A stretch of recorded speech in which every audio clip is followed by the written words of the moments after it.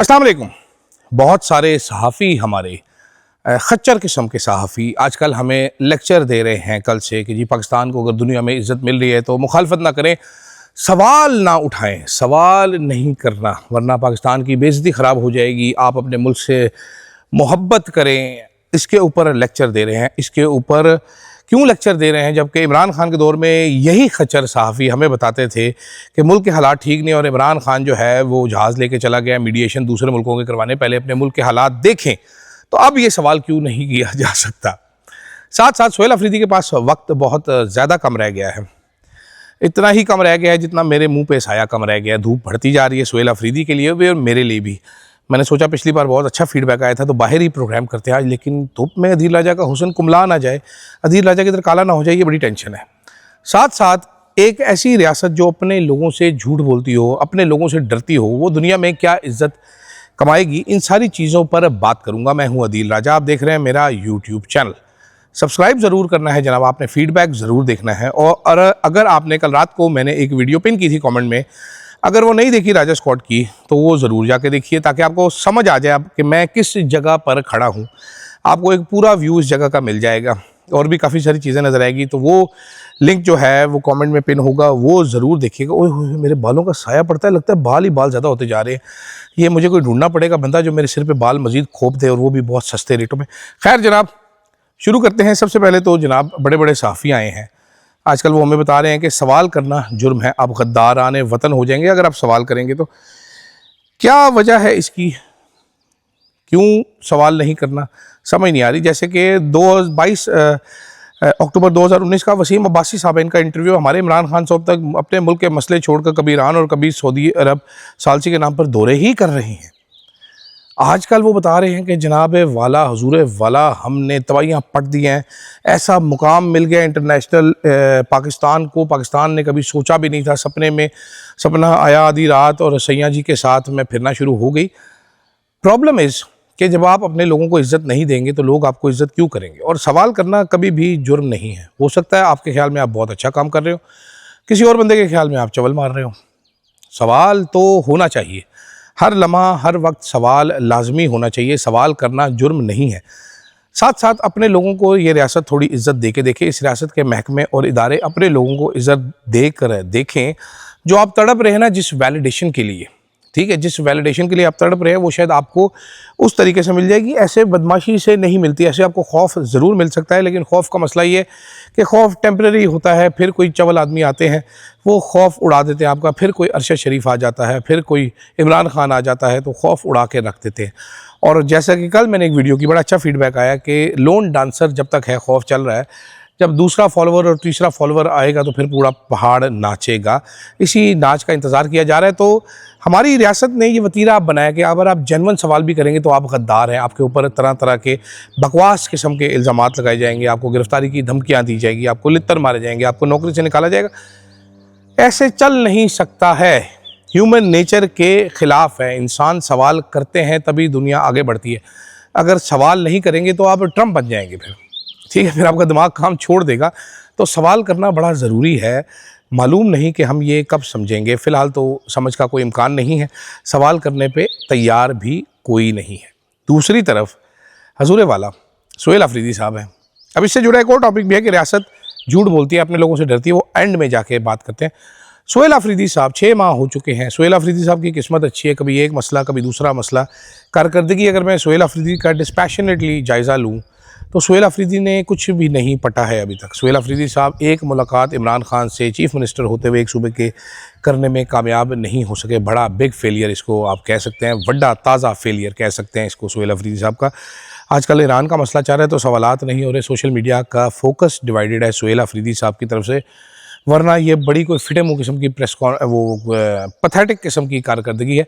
अब तो 1 महीने से अडयाला जेल आ भी नहीं रहे, सिम्बॉलिकली भी नहीं आ रहे, बैठे होते हैं घर अपने या केपी के हाउस में बैठे होते हैं, साफ़ियों से मुलाकातें भी नहीं कर रहे जनाबे वाला। तो या तो अंदर खाने कुछ बड़ी चीज़ सोहेल अफरीदी साहब पका रहे हैं जिसका हमें नहीं पता। वो हंडिया जब पकेगी हमारे सामने आएगी तो हम उसको चखेंगे तो पता चलेगा कि ये सोहेल अफरीदी साहब ने बड़ी ज़बरदस्त हांडी पकाई है। वरना फ़िलहाल के लिए तो बड़ी मायूस कुन कारकर्दगी है मेरी निगाहों में, और कुछ भी हासिल नहीं कर सके हैं। बस ज़ाहिरन खुफिया तौर पे इन्होंने क्या कर लिया, लेकिन वक्त तेज़ी से इनके हाथ से निकलता चला जा रहा है। सुहेल अफरीदी की सबसे बड़ी कारकर्दगी वो है 2 स्ट्रीट मूवमेंट्स ब्रीफ, एक लाहौर में, एक कराची में। कुछ लोग उस पर आर्ग्यू करते हैं कि इनको करने दी गई इस्टेब्लिशमेंट की तरफ से ताकि इनकी क्रेडिबिलिटी बन जाए, और बेसिकली ये गंडापुर पार्ट 2 है। मैं इत्तफाक नहीं करता। सुहेल अफरीदी जेन्युइन वर्कर आदमी है, मेहनत करके आया है, तो देखते हैं कि आगे जाके क्या करते हैं सुहेल अफरीदी साहब, कितना एक उन नाक़िदों को गलत साबित करते हैं या फिर मुझे ही गलत साबित करते हैं और फिटे मुँह हो जाते हैं। ये भी एक बड़ा अहम सवाल है मेरा, देखते हैं क्या जवाब इसका निकलता है। लेकिन इमरान खान ने सुहेल अफरीदी को ऑर्डर किया हुआ है स्ट्रीट मूवमेंट का, उन्होंने जलसे करने का हुक्म नहीं दिया।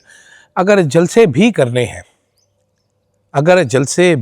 हैं तो फिर Punjab is the battle ground. ये बलूचिस्तान, पशीन, चमन, कोयटा, कराची, KPK में स्वात की पहाड़ी पर चढ़कर जलसे करने का कोई फ़ायदा नहीं है।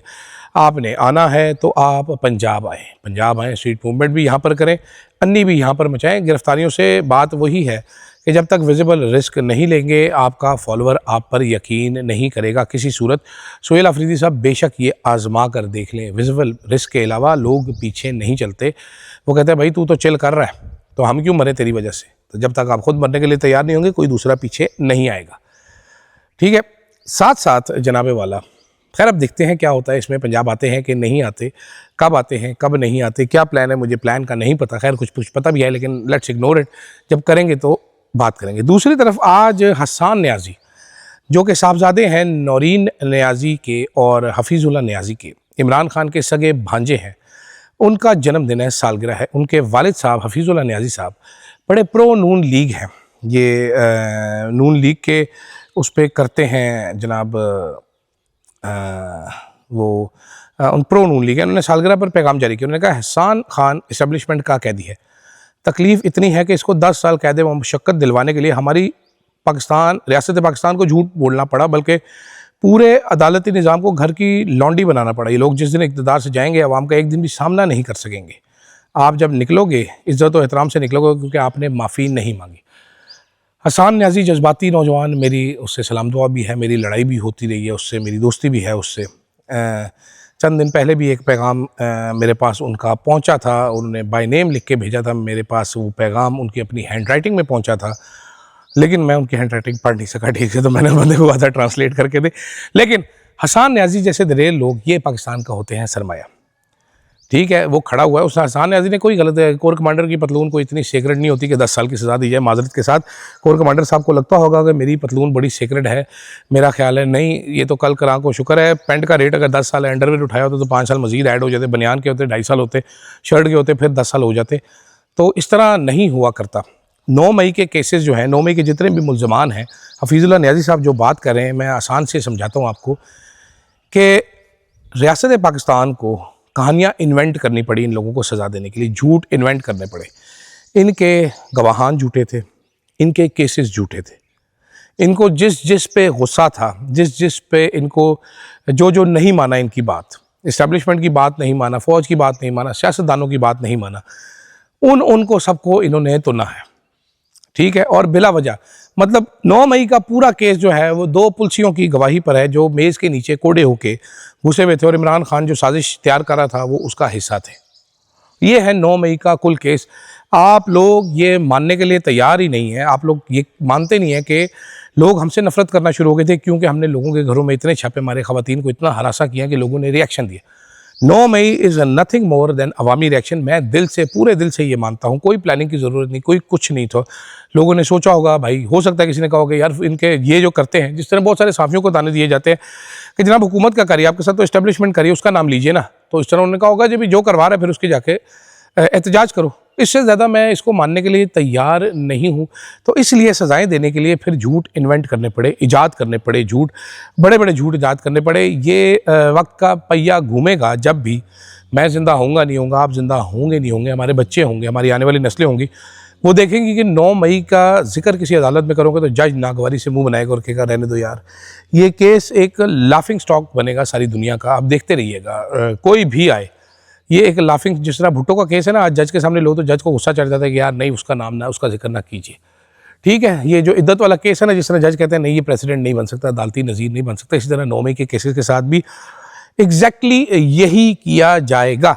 याद रखिएगा कि जो रियासतें घर में अपनी इज्जत नहीं करवा सकती ना, उनकी दुनिया में भी इज्जत नहीं बनती। पावें ट्रंप की मीडिएटर बनो, पावें ईरान के बनो, पावें इराक के बनो, पावें इसराइल के बनो, इज्जत घर से शुरू होती है। जिस बंदे को घर में कोई दूसरी बार दाल डाल के नहीं देता, ठीक है, उसको बाहर भी कोई दूसरी बार दाल डाल के नहीं देता।